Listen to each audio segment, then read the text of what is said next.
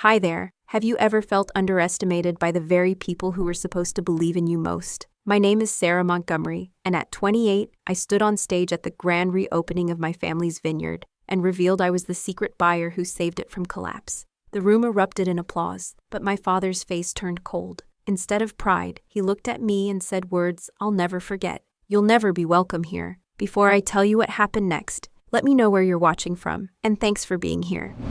I grew up in Napa Valley, California, in a family whose identity was deeply rooted in the wine business.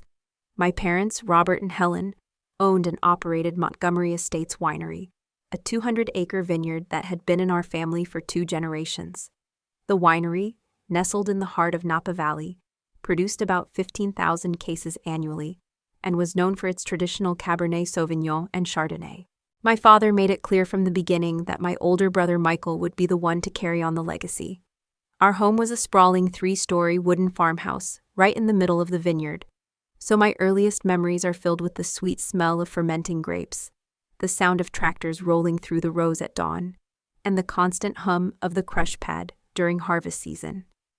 While other kids went to summer camps, my summers were spent helping with harvest, cleaning fermentation tanks, and running tours for visitors who came to taste our wines. A vineyard is like a living symphony, my father would tell Michael during their daily walks through the property. You have to listen to the vines, feel the soil, understand the terroir. I would trail behind them, eager to learn, but my father rarely acknowledged my presence during these lessons. When I asked questions, he would pat my head and say, "This is winemaker talk, Sarah. Why don't you help your mother arrange the flowers in the tasting room?" By the time I was 12, I could efficiently run our direct-to-consumer sales, handle visitor complaints, and even balance the daily till. But whenever I showed my capabilities, my father would find something to criticize. The guests in the barrel room said you took too long with the tasting, or you poured too generous portions.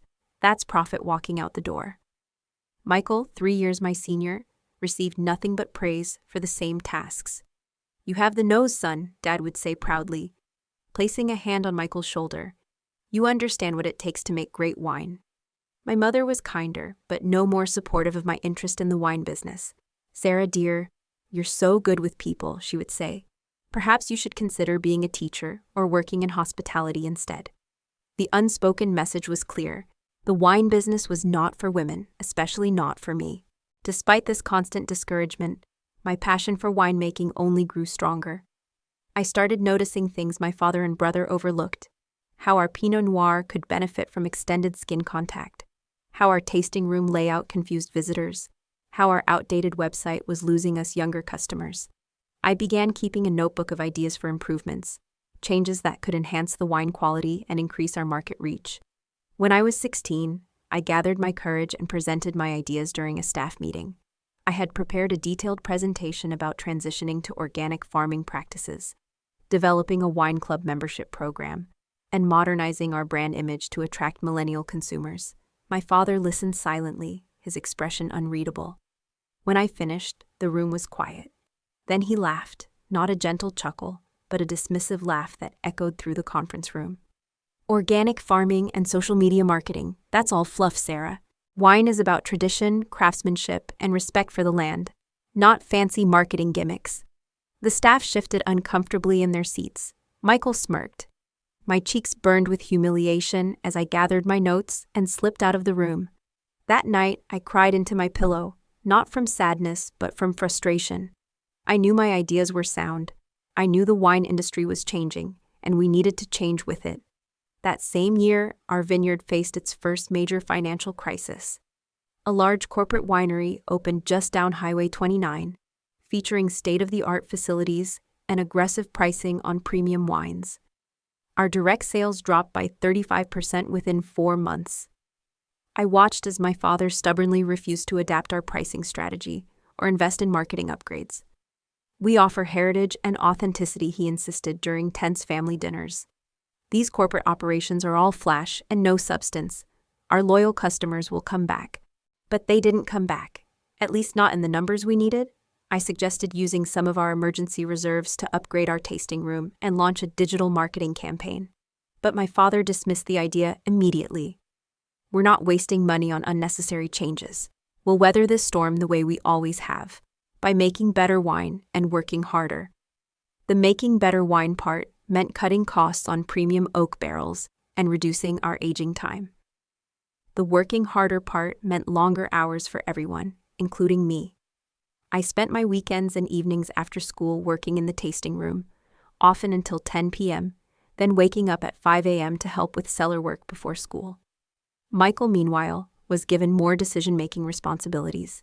He implemented his own cost-cutting measures, like switching to cheaper corks that occasionally failed, and reducing the frequency of barrel tastings to save on sampling costs.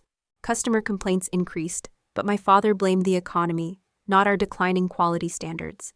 By some miracle, or perhaps because of a wedding season that brought consistent business for 4 months straight, the winery survived that financial crisis. My father saw it as vindication of his traditional approach. I saw it as a missed opportunity to evolve and grow stronger. Throughout high school, I continued to work at the Vineyard while maintaining a 4.0 GPA. I joined Future Business Leaders of America and focused my studies on chemistry, biology, and agricultural business. I applied to UC Davis, home to one of the most prestigious viticulture and enology programs in the world, determined to learn what my family refused to teach me. The day my acceptance letter from UC Davis arrived was both the happiest and most tense day of my young life. Over dinner that evening, I announced my plans to attend the top wine program in the country. My father put down his fork and stared at me. "And how do you plan to pay for this fancy education?" "I have a partial scholarship," I replied, trying to keep my voice steady. "And I'll work part-time. I've been saving money for years." "All that money and time wasted," he sighed, shaking his head. "When you could be here learning the business from the ground up, the real way." "But you've never let me learn the real business," I said, my voice finally breaking. "You've never taken me seriously." "Because this isn't a game, Sarah," he snapped. "This is our livelihood, our legacy. Michael understands that. You just want to play winemaker with fancy degrees and textbook theories." My mother reached for my hand under the table, a silent gesture of comfort, but she said nothing to contradict my father. Michael watched the exchange with a smug expression, secure in his position as the chosen successor. That night, I made a decision that would change the course of my life. I would go to UC Davis, I would excel in my studies, and someday I would build a wine empire that would make Montgomery Estates look like the outdated, poorly managed operation it was becoming. Not out of spite, but because I truly loved winemaking and knew I could do better. 2 months later, I packed my bags and left for Davis. My mother cried at the Napa County airport. My father gave me a stiff hug and reminded me that there would always be a job in the tasting room if my big plans didn't work out. Michael didn't even come to say goodbye.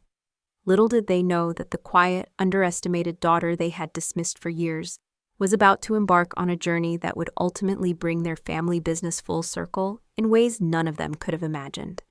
UC Davis felt like entering another world. For the first time, I was surrounded by people who shared my passion for winemaking and took my ideas seriously. My professors recognized my practical experience and encouraged me to combine it with innovative thinking. During class discussions about vineyard management, I often found myself drawing on real examples from Montgomery Estates, sometimes as cases of what not to do. To cover expenses that my partial scholarship didn't handle, I worked 25 hours a week at the university winery. Unlike at home, my supervisors valued my input and gave me increasing responsibilities.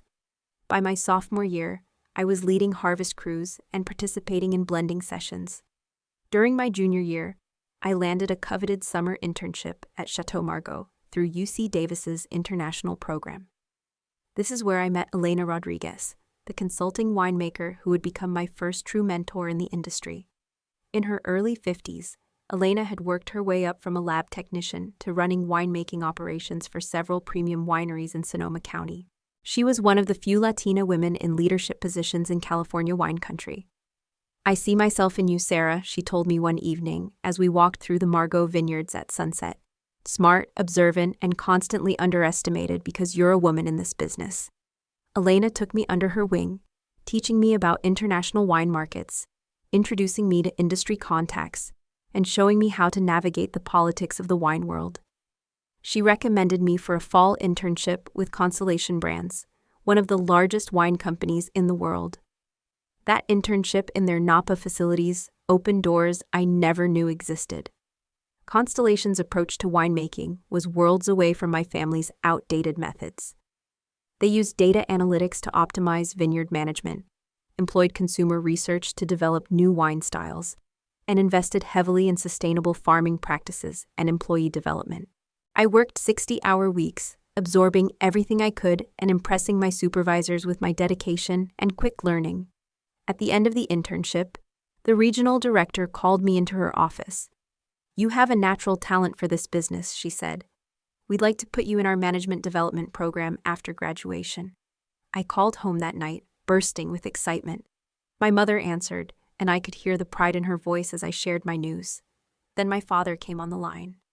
"So you're going to work for the competition instead of your own family," he said flatly. "After all we've done for you." "Dad, this is an amazing opportunity," I tried to explain. "I can learn so much and bring that knowledge back to help our vineyard." "We don't need your fancy corporate ideas," he interrupted.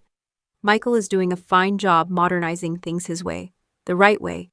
I later learned that modernizing meant Michael had convinced my father to invest in a new tractor and some stainless steel fermentation tanks, while still using the same outdated customer management system and ignoring online reviews that complained about our inconsistent wine quality.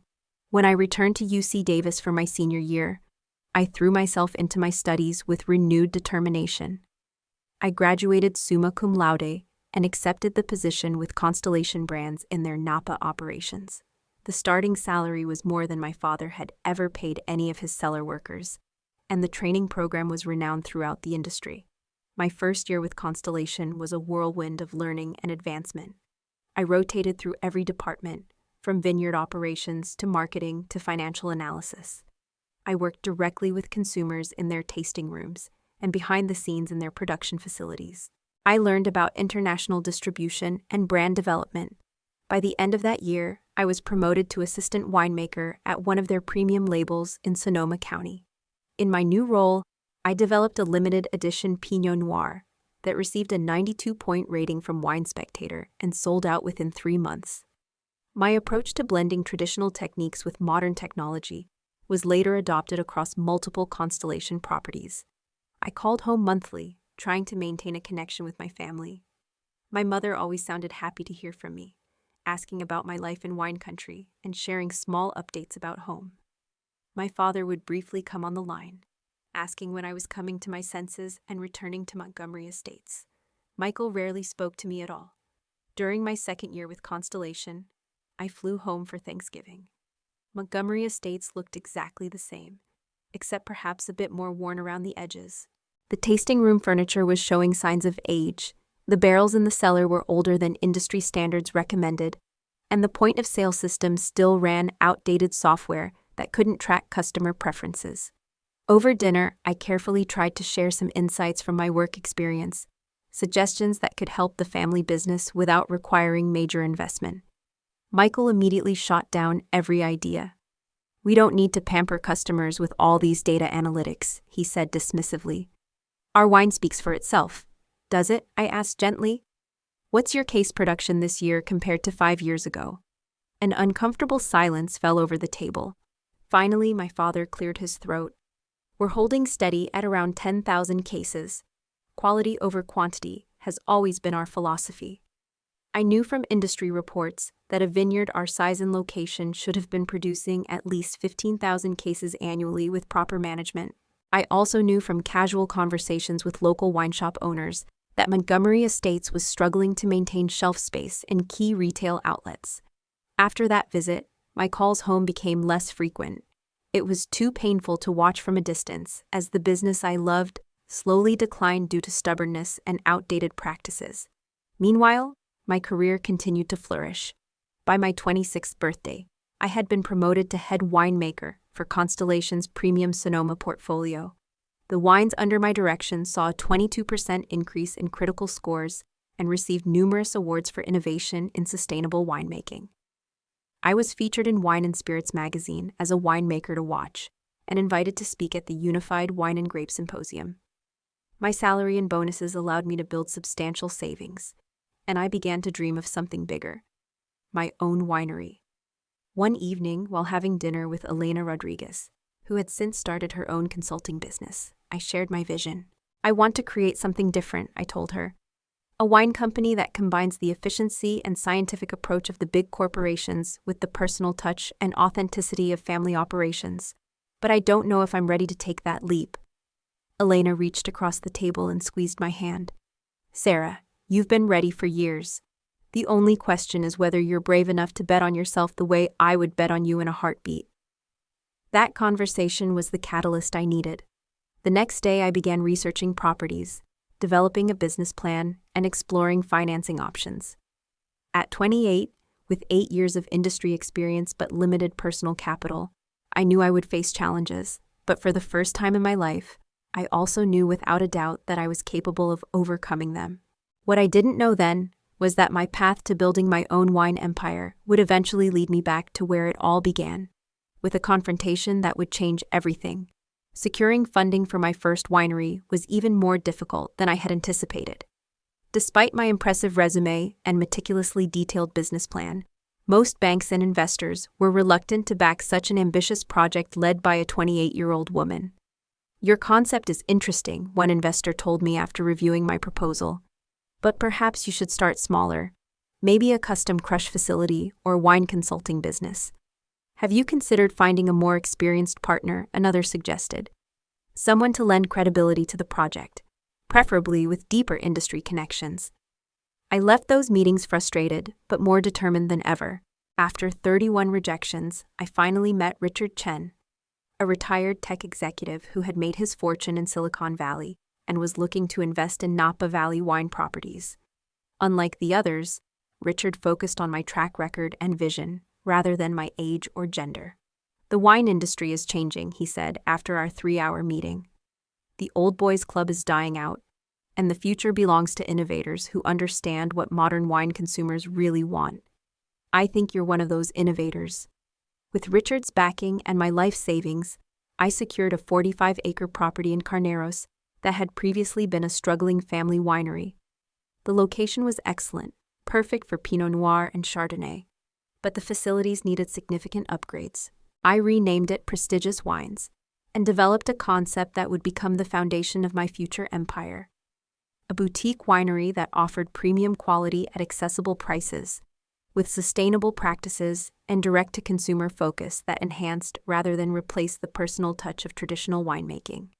The renovation took 10 months, during which I oversaw every detail from the custom-designed fermentation tanks to the locally sourced tasting room furniture.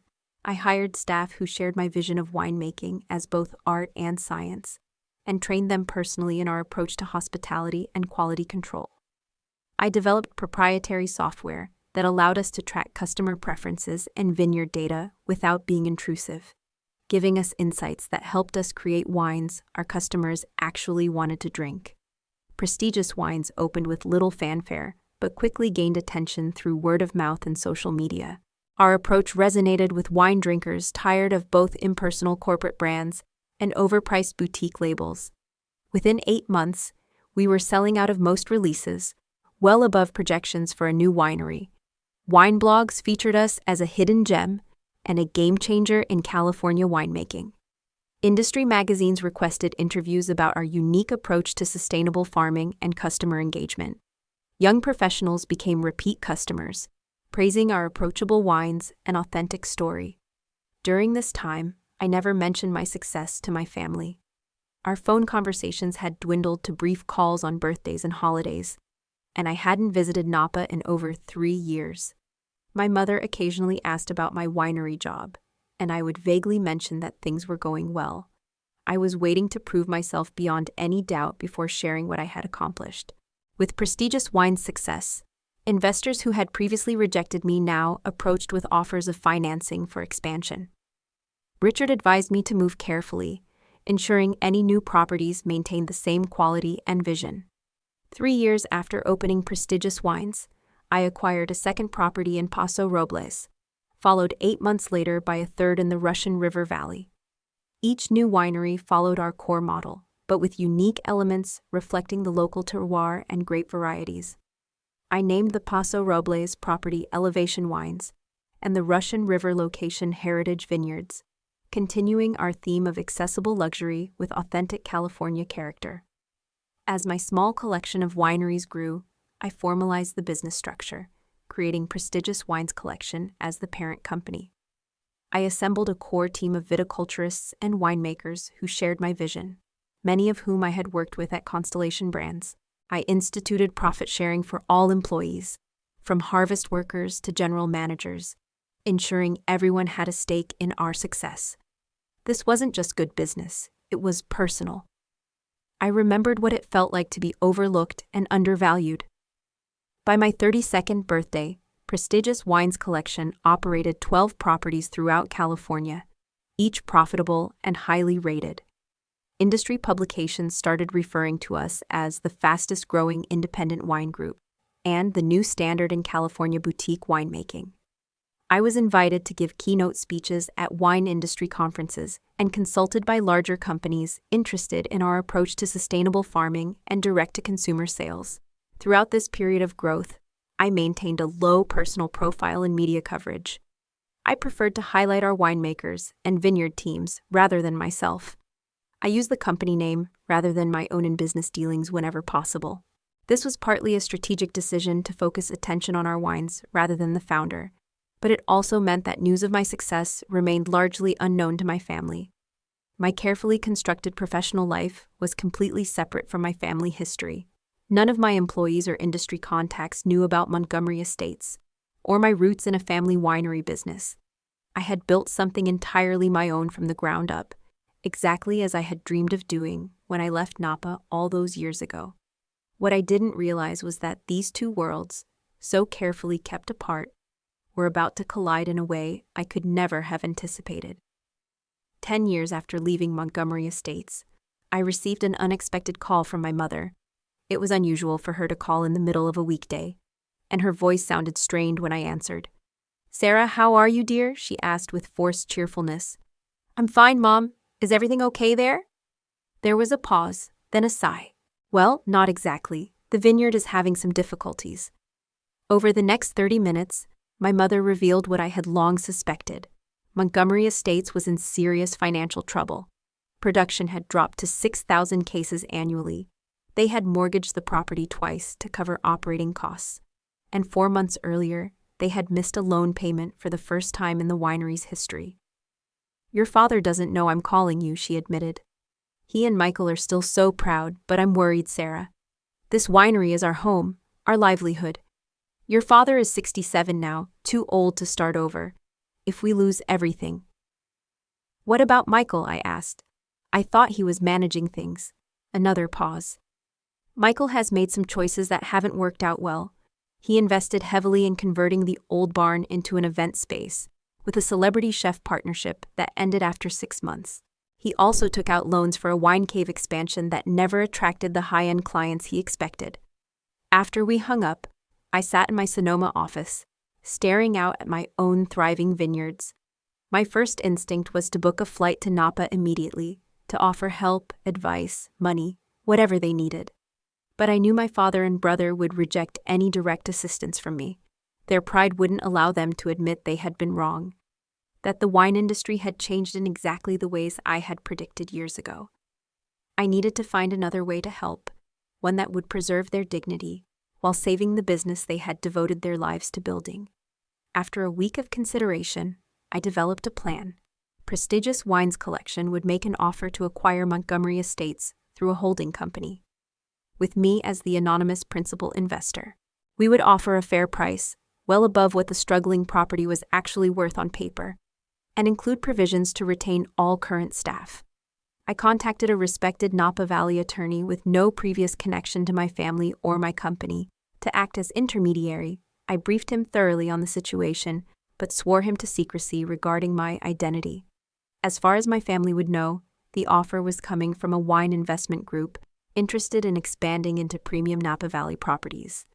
3 weeks later, my attorney met with my father and Michael. He presented our offer.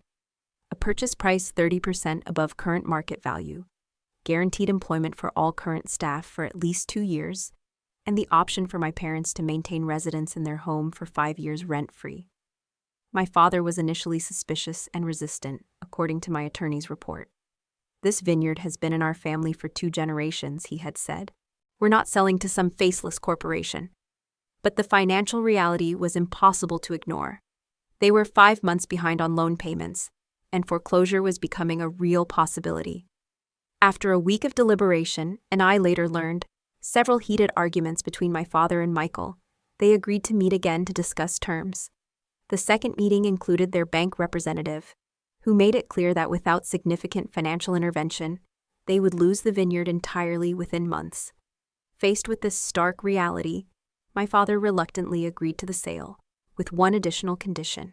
He wanted to remain involved as a consultant for the transition period.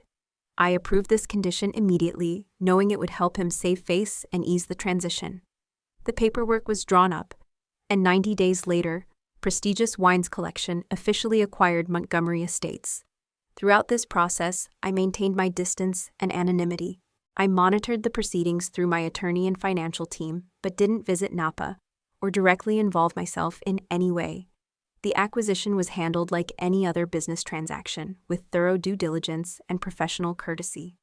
What my team discovered during the due diligence process was worse than I had feared.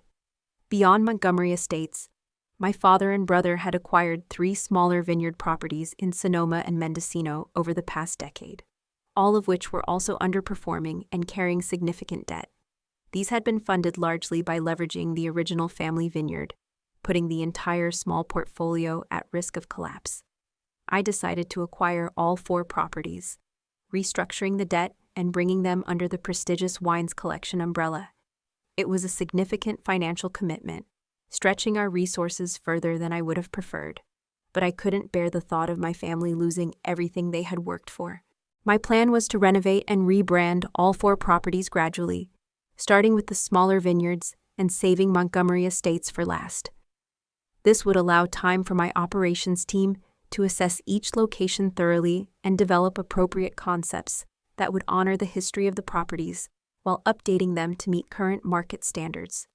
Throughout the acquisition and initial planning phase, I continued to run Prestigious Wines Collection from our Sonoma headquarters, participating in daily conference calls with my Napa team, but never revealing my connection to the properties.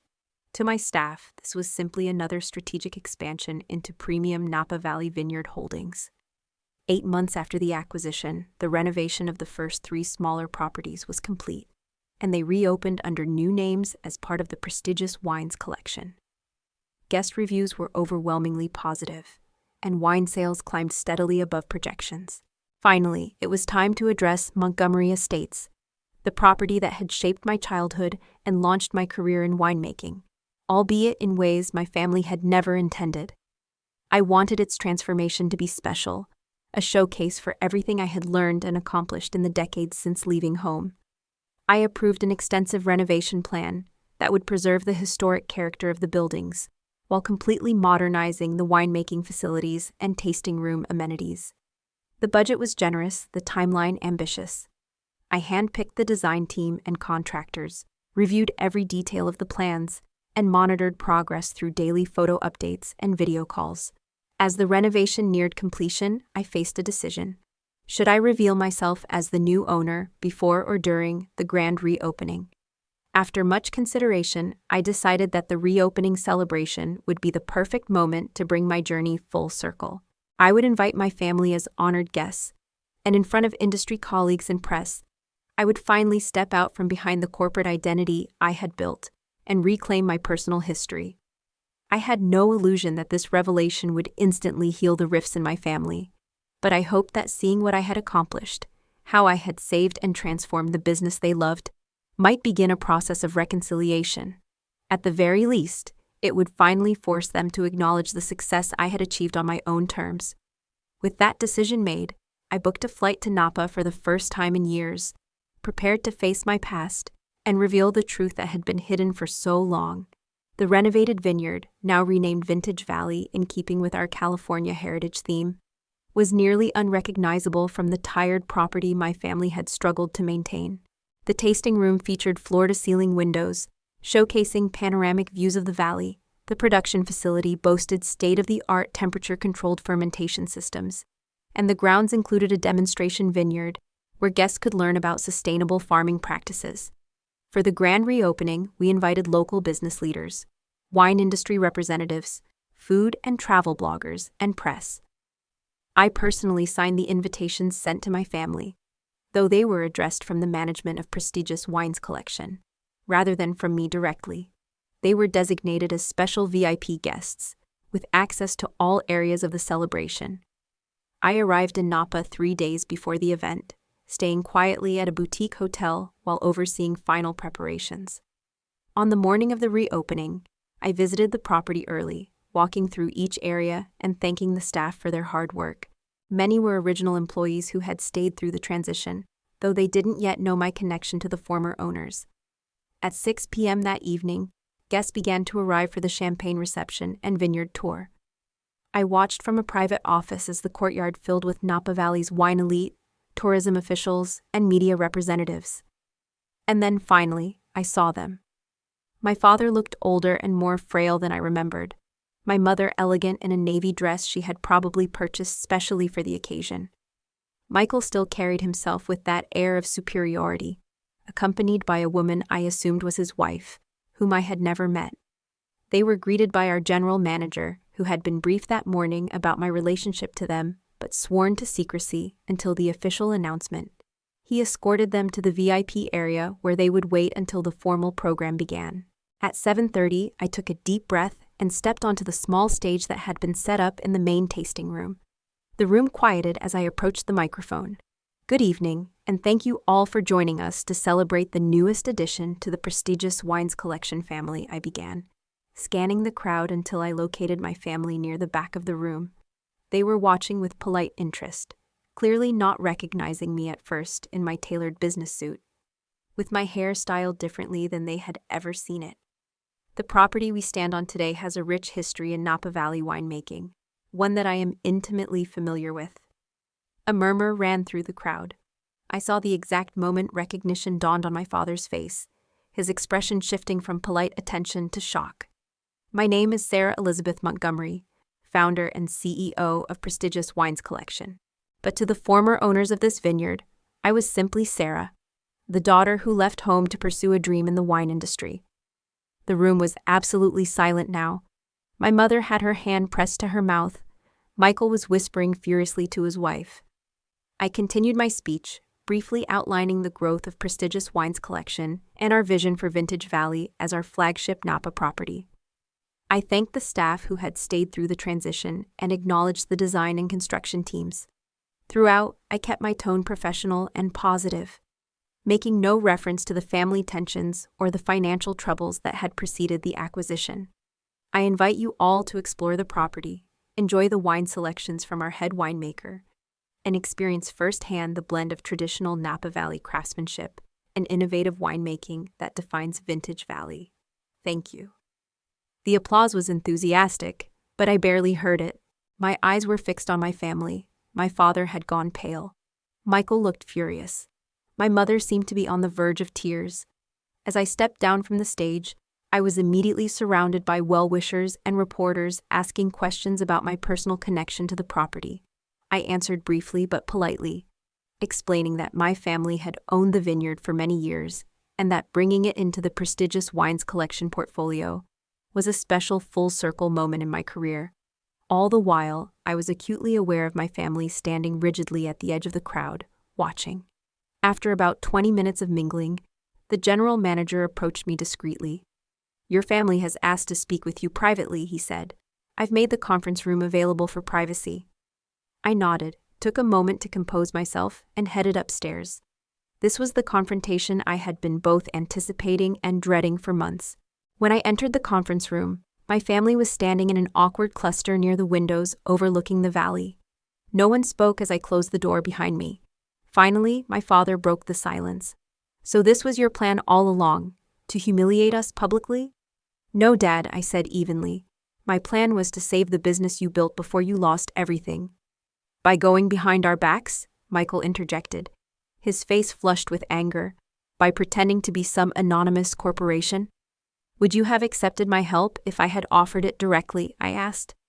"Would you have admitted to me how bad things had gotten?" My father's jaw tightened.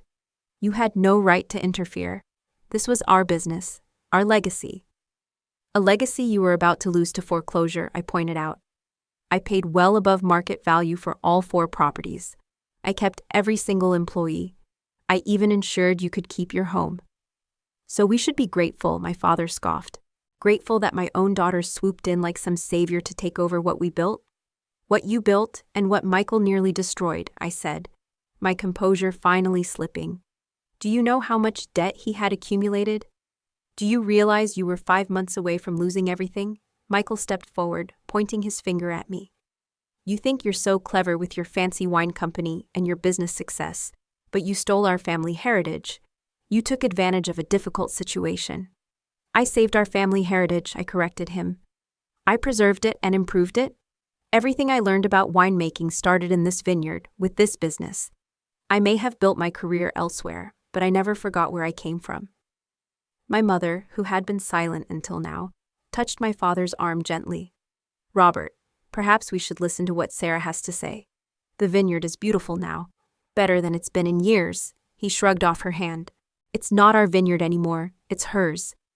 He turned to me, his expression hardening. You may own the property now, Sarah, but you'll never understand what this place really meant to us, and you'll never be welcome here as family. The words hit me like a physical blow. After everything I had accomplished, after literally saving them from financial ruin, my father was still unwilling to acknowledge my achievement or accept my help. This is our vineyard now, he continued, his voice rising. Ours, not yours. You'll never step foot in our vineyards. I stood there, momentarily speechless at the irony of his statement. He was claiming ownership of property he had legally sold, standing in a room he no longer had any right to occupy, telling the actual owner she would never be welcome. Michael seized on my silence. We should sue her for misrepresentation, he said to my father. She deliberately concealed her identity during the purchase. That has to be illegal. That was when I knew I had to set clear boundaries. This was no longer about family reconciliation. It was about protecting my business and the employees who depended on me. The sale was completely legal and transparent, I said, my voice steady once more. Every document was reviewed by your attorneys. There was no legal requirement for me to disclose my personal identity as the investor. I moved toward the door, then turned back to face them. I had hoped that seeing what I have accomplished might finally make you proud, or at least make you acknowledge that I was right about my abilities and my understanding of this industry. Clearly, I was wrong about that. I looked directly at my father. You're welcome to remain in your home as agreed in the contract, but this conference room, like the rest of the vineyard, belongs to Prestigious Wines Collection now, and I expect you to treat our staff and our property with respect. With that, I left the room, closing the door quietly behind me. I managed to maintain my composure until I reached my private office, where I finally allowed myself a moment of grief for the family reconciliation that now seemed impossible. Later that evening, as the celebration continued and guests raved about the transformed property, I watched from a distance as my father and Michael left the vineyard, their expressions dark. My mother lingered, looking around as if searching for me, but eventually followed them out. I had won the business battle decisively. Vintage Valley, formerly Montgomery Estates, was mine, saved from the brink of financial collapse and transformed into a showcase property. But in the process, I had confirmed what I had long suspected. My father would never accept me as a successful winemaker in my own right, would never acknowledge that his daughter had not just matched, but far exceeded his own achievements in the industry. That night, alone in my hotel room across the valley, I made a difficult decision. If my father and brother couldn't respect boundaries and accept the new reality, I would have to enforce those boundaries myself, even if it meant further damaging our already strained relationship. The morning after the grand reopening, I met with my security team and the general manager of Vintage Valley. I explained the situation frankly. My father and brother were the former owners, but had reacted hostilely to the revelation of my identity. While they retained the right to live in their private home as stipulated in our agreement, their VIP access to vineyard amenities was a courtesy, not a contractual obligation. Effective immediately, I instructed. Please deactivate the VIP access cards issued to Robert and Michael Montgomery. My mother, Helen, may retain her access.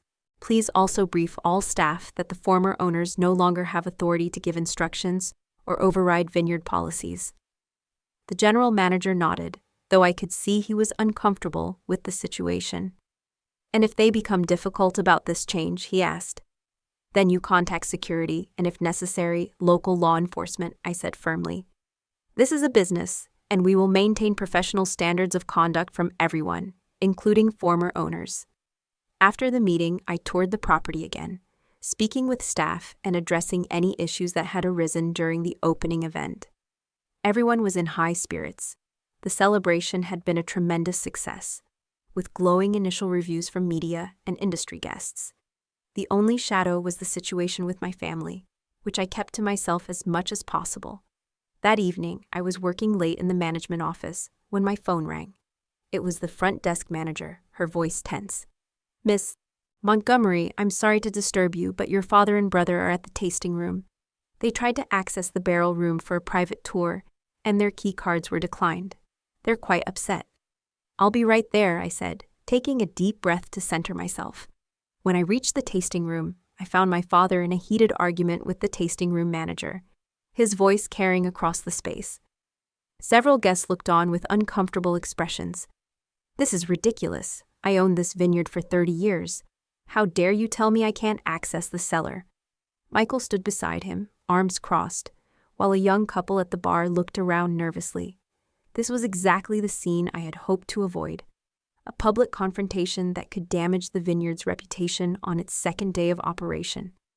"Dad," I said calmly as I approached, "let's discuss this privately, please." He turned to me, face flushed with anger. "You did this. You canceled our access."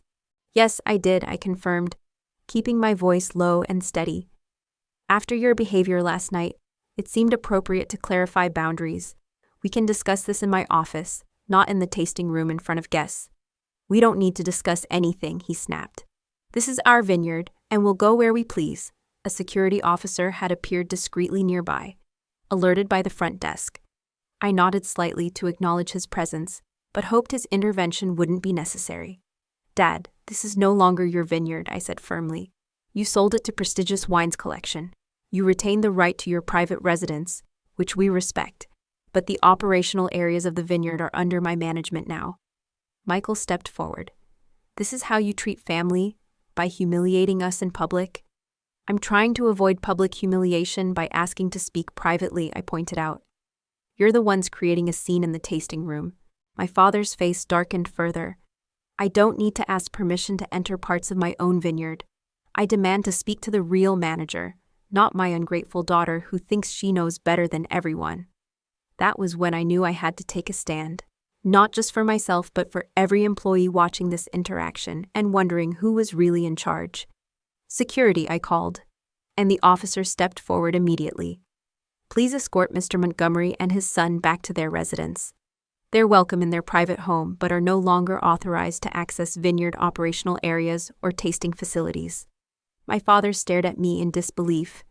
"You would have me removed? Your own father?"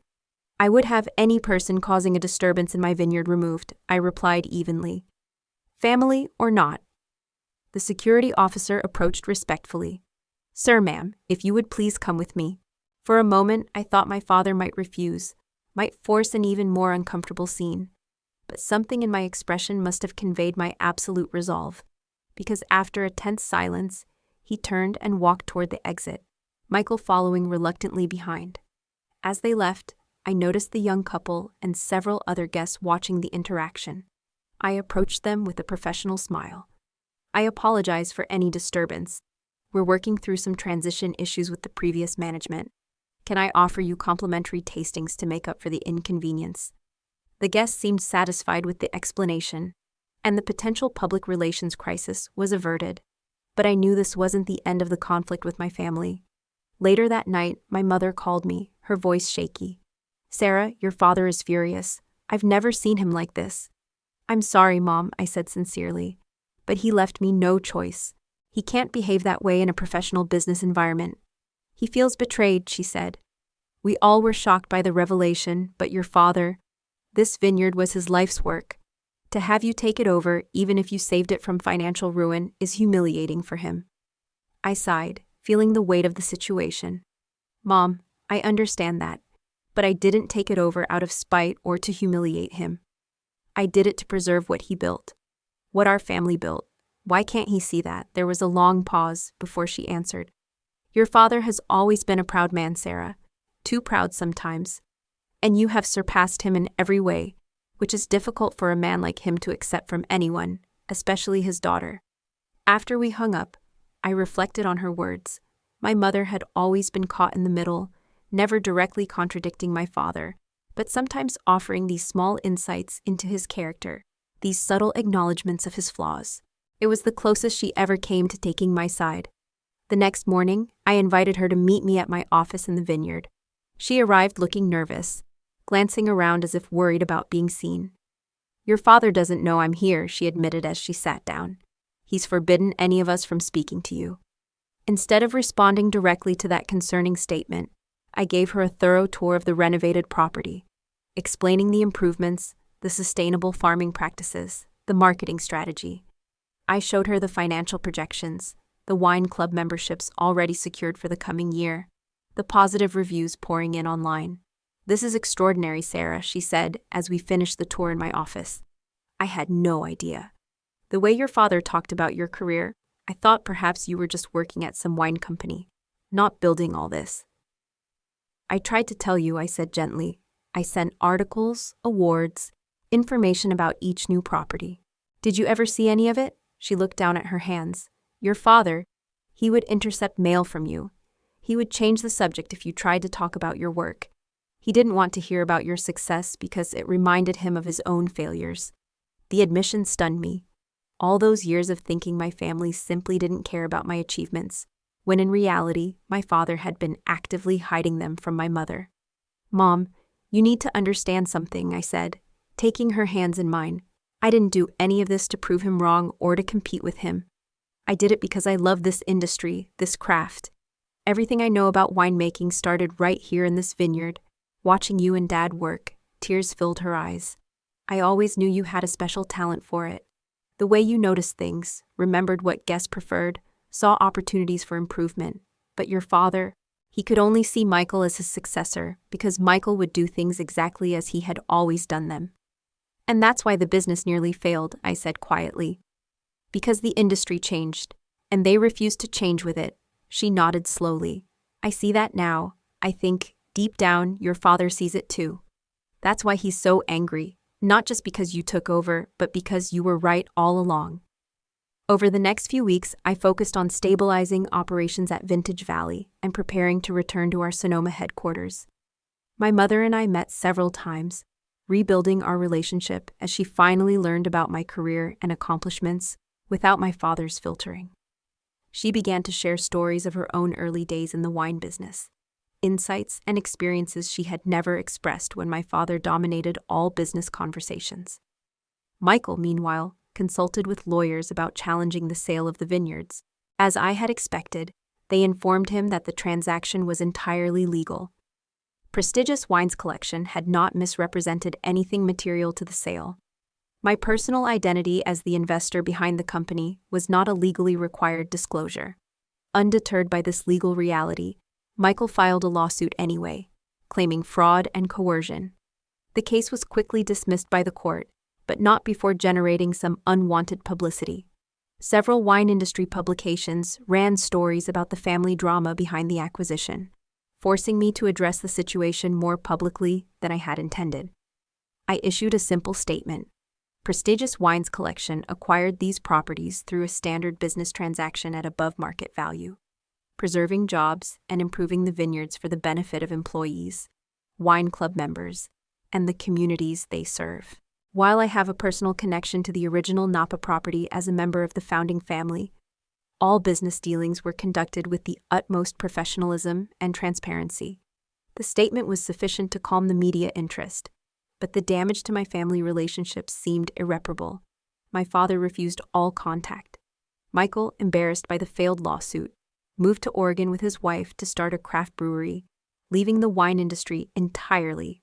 Only my mother maintained a relationship with me, gradually becoming more independent and confident in expressing her own opinions.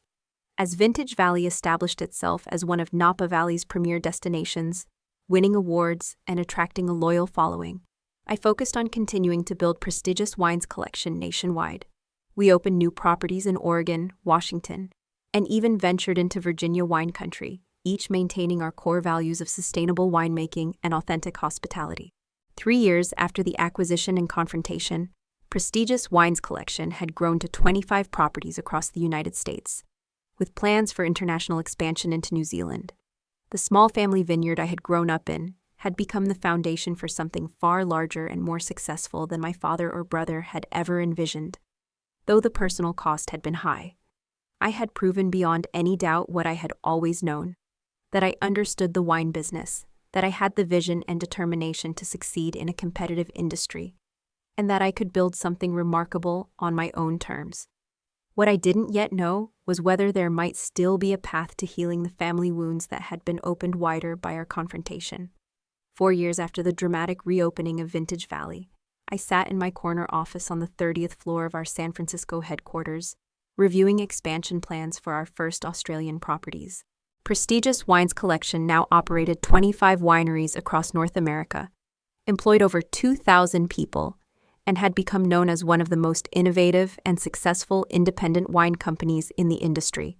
The phone on my desk rang, and my assistant's voice came through the speaker. "Your mother is here to see you." My mother had gradually become a regular visitor to our various properties. After decades of living in my father's shadow, she had discovered a passion for wine education that had never been allowed to flourish. At 72 years old, she had begun an unexpected second career as an honorary advisor to our hospitality training program, sharing her lifetime of wine country experience with new employees. "Send her in, please," I replied, smiling as my mother entered the office. "The Willamette Valley property looks wonderful," she said, gesturing to the architectural renderings spread across my desk. "Your father would have been so impressed by how far you've taken this company." I raised an eyebrow at the mention of my father, a subject we typically avoided. "Would he?" "I think he would still find something to criticize," I said, with a slight smile. My mother sat down across from me, her expression serious. "Sarah, there's something I need to tell you. Your father has been diagnosed with congestive heart failure. The doctors say he may have only a year or 2 left." The news hit me harder than I expected. Despite everything, despite the rejection and the harsh words, he was still my father. "I'm sorry to hear that," I said. "How is he handling it?" "As stubbornly as he handles everything," she sighed. "But he's been asking about you. Not directly, of course. He'll see an article about prestigious wines in Wine Spectator and make some comment.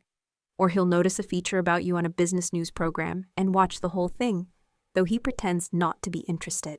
I leaned back in my chair, considering this information. "What are you suggesting, Mom? That I reach out to him? The last time we spoke, he told me I would never be welcome in his vineyard, despite the fact that I owned it." "I know," she acknowledged, "and I'm not excusing his behavior or his pride.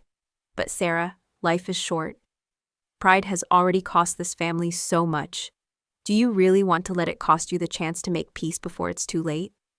Her words stayed with me long after she left.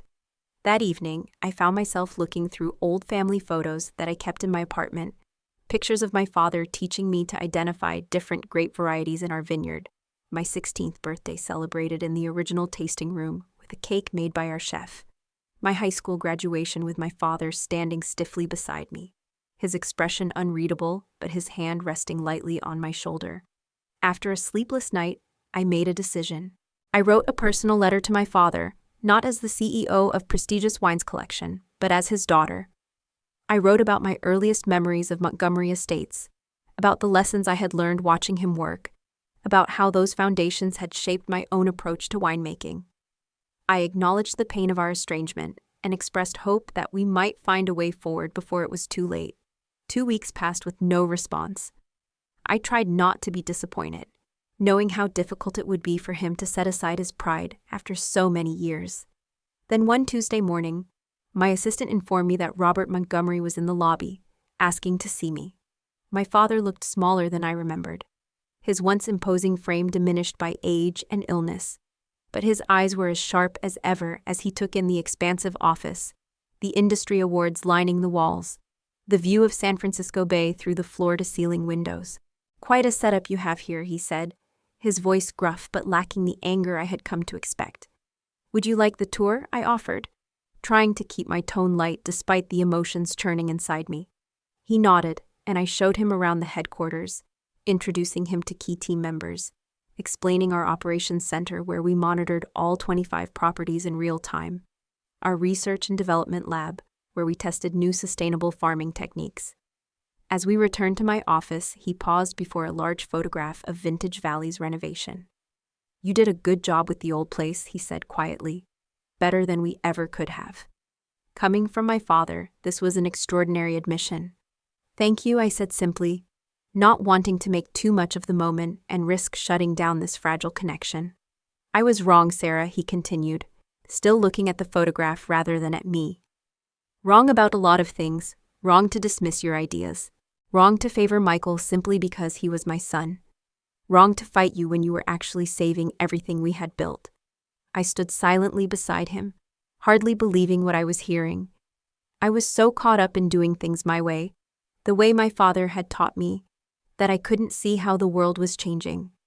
By the time I realized we were in trouble, it was too late, and my pride wouldn't let me admit that you had been right all along. He turned to face me finally, his eyes damp. "I'm not asking for forgiveness, Sarah. What I did, how I treated you, that's not something easily forgiven. But I wanted you to know, before it's too late, that I see now what you've accomplished, and I'm proud, so proud it hurts, because I know I had no part in your success, that you achieved all of this despite me, not because of me."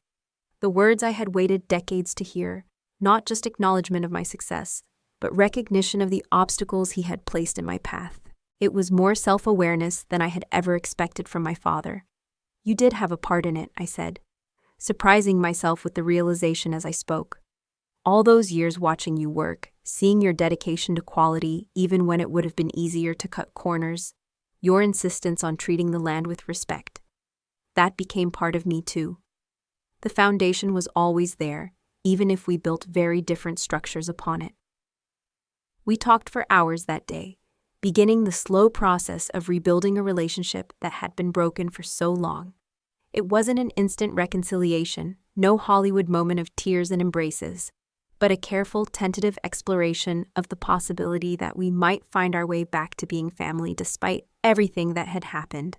My father lived for another 16 months, long enough to see the opening of our first international property in New Zealand, to meet some of his great nieces and nephews, who worked in various roles throughout the company, to develop a cordial, if somewhat formal, relationship with me. Michael remained distant, though he stopped actively antagonizing me or the company, which was progress of a sort. He found moderate success with his craft brewery in Oregon, and we occasionally exchanged brief, polite messages on holidays. The experience taught me lessons I carry with me every day. I learned that sometimes the people who should believe in you the most are the least capable of doing so, not because of your limitations, but because of their own. I learned that success is the best response to doubt, but that even undeniable success won't change some minds clouded by pride or outdated thinking. Most importantly, I learned that setting boundaries is not just an act of self-preservation, but an affirmation of self-worth. When I deactivated my father's VIP access card, when his keycard flashed red at the tasting room entrance, I wasn't just protecting my business. I was declaring that I deserved respect, both as a professional and as a person. Today, Prestigious Wine's collection continues to grow and thrive. Vintage Valley remains our flagship Napa property, a testament to the power of transformation and renewal. My mother, now in her mid-70s, serves on our board of advisors and mentors young women entering the wine industry. In her honor, I established the Helen Montgomery Scholarship for Women in Winemaking, providing education and internship opportunities for young women with limited resources but unlimited potential. Each year, I tell the scholarship recipients my story, not to dwell on the obstacles I faced, but to emphasize that their path may not be easy or straightforward, but persistence and self-belief can overcome even the most personal rejections. Sometimes the doors that others close in your face become the very reason you build your own winery. with your own doors, your own keys, and your own rules about who gets to enter. The rejection that once caused me such pain became the catalyst for creating something far greater than I might have built, had my path been easier. If you've ever been underestimated, dismissed, or shut out by the very people who should have supported you, know that their limitations don't define your potential. Their closed doors don't determine your destination. You can build your own empire, one where you not only have a place, but where you make the rules. Have you ever had someone underestimate you, only to prove them wrong in the end? Share your story in the comments below. And if this resonated with you, please like, subscribe, and share with someone who might need to hear that rejection can be the beginning of something extraordinary, not the end of their story. Thank you for listening, and remember, sometimes when one door closes, you don't just find another one, you build an entire vineyard of your own.